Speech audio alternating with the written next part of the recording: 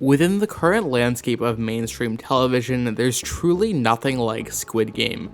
Season 2 was absolutely stunning, and after these past 2 weeks I watched it, I'm entering a phase where I'm kind of just enthralled by the show's weaving plot. Of course, with today's discussion, I want to say that there's going to be spoilers here, so if you don't want to get spoiled, I'm warning you this early in to stop watching.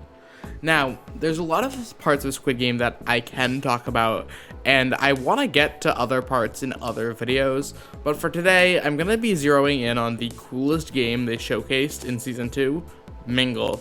And before we can get to analyzing Mingle, I think we need to talk about how to correctly do a competition fiction challenge. So, as we've seen more and more shows propping up, basing themselves on many of the templates of reality TV, you are basing a lot of these shows on challenges. And the keystone of making this work is that the best games are used as a backdrop for what unfolds and showcases its characters. You can have as much spectacle as you want, but if your challenge fails to showcase your characters, it fails within your narrative. And this is true when you look at each of the most iconic Squid Game challenges. Red light, green light isn't really built on interpersonal dynamics, as those aren't established yet, but it's instead built on showcasing the masquerade of the game shattering and the threat of death being real. It's what makes audiences genuinely fear for the cast of characters. Meanwhile, we look at Marble, which is built from a point in the game where there's a lot more familiarity with the cast. Therefore, seeing the cast placed in direct competition with their seemingly closer allies adds a level of stakes that have been unseen previously in the Squid Game competition. Someone that both we, the audience, and the characters care about isn't making it out of marbles alive. And the final challenge that really stands out to me within the first season is the Glass Bridge Challenge, which winds up being an excellent building point and send-off to Squid Game's secondary and tertiary casts. Of course, succeeding from a narrative level isn't the case for all the games, but I do want to zero in on the game that I want to talk about today, Mingle, because it succeeds under so much of what I just outlined. The third minigame of the second season of Squid Game is known as Mingle, and the thing that's interesting about the season of Squid Games is that comparatively in the games, it's a softer experience. Theoretically, players could make it out of the first two games of Squid Game 2 alive and without any casualties. Mingle doesn't work like that. The rules of Mingle are deceptively simple. The players stand on a rotating circle, and the song for the game plays. A number is called out, and you need to assemble a group with exactly that many players in a room from the edge. And if you don't, you die. Mingle's rule set finds itself ripe to show character dynamics and interactions, from setting up even more how callous and unpredictable Thanos is, to showcasing how the main players we follow consistently beat out the odds. Mingle is first and foremost a social game that is excellent at showcasing the pecking order of the competition. One of the other things that I think is interesting with how this game plays is that it's really good at answering my questions when they come up. I was wondering, what if you sneak into the room with less or over the player count? And within the second round, we get to see a group of 3 extras getting slaughtered for being under the 4-person count. And I'm going to talk about being over the account in like a solid minute or so. Not to mention that the characters regrouping 5 times gives us a great paced spotlight of character interactions. From O1's gambit in the second game, to the tragedy of the fourth game, to the tensions within Thanos' faction, to when 149 was at risk of death in Game 3, to the... We'll get to that one later. Mingle will create some of the best character moments, not just in the season, but in all of Squid Games as a series, as well as setting up Season 2's excellent final episode. However, there's 2 characters we really need to highlight. A really neat comparison that both Season 1 and Season 2 have is the season's main threat, the games, stand among the players, and we know it the whole time though this time in Season 2.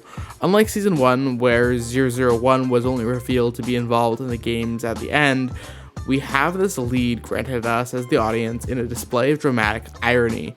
We know who the villain is, but the players are clueless, including Ji-hoon, who's been duped by the same number twice. The frontman winds up serving as one of the most important characters in the game, as he critically befriends player 456. But more importantly from that, the frontman winds up being part of the group for the second game, and in the third game, the frontman is arguably the most focused on member of 456's social block.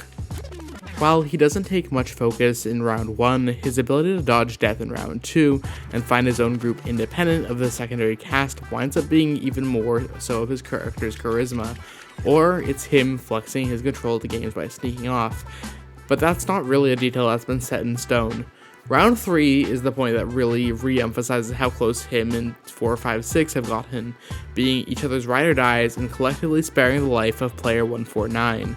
While 001's not really a presence in round 4, round 5 is the biggest round to date in his character. The frontman aligns with 390, and when they approach the room, a pair is already there.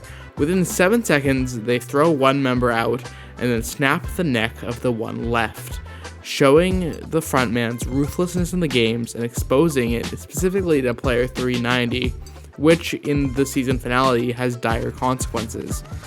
Mingle throughout the game's entire run exposes the audience to how strong of a monster the frontman really is on a game level, as well as showcasing how good he is at keeping up his persona. And by contrast, I want to talk about Thanos. While Squid Game's Thanos may not be inevitable, he represents one of the biggest dangers in all of Squid Game. Introduced as a rapper in the first game, he uses his fame to take a leadership position within a small pot of players, and throughout the earlier part of the season, Thanos proves himself to be one of the power players trying to continue the games. But the biggest difference between these two villains is precision. The frontman's villainous actions operate like a sniper rifle. You never see it coming unless you're actually close to him, and if you do, it's probably too late. On the other hand, Thanos operates like a frequently misfiring shotgun, immediate, impulsive, and most lethal to those close to him. Going into Mingle, Thanos operates with a gang of about 5 members, but the events of the game wind up reducing his circle dramatically. In round 2, he literally pushes his boy Young-soo to the floor before moving with his 4 surviving players, and with player counts dwindling for round 3 and round 5, we see that the gang members are extremely expendable to him. Sammy gets put in risk over a game of rock, paper, scissors. Meanwhile, Min-soo nearly loses his life when it's down to 2 people. Mingle winds up further cementing the danger that Thanos proves to everyone around him. I think all these factors coalesce to make Mingle an excellent adventure. And the thing that's great about it too is you can map other characters' journeys in the game. And if you guys do want to see that, comment below. I wanted to, with this video, really just dive into what was my highlight of Season 2 of Squid Games and get a chance to talk about it. I don't really have too much else to say this time, so thank you guys for watching. I know, pretty sudden. If you liked this video, go visit my Patreon and then also hit subscribe. So see ya next time I make a video, which should be next week, hopefully. Yeah, take care. Bye.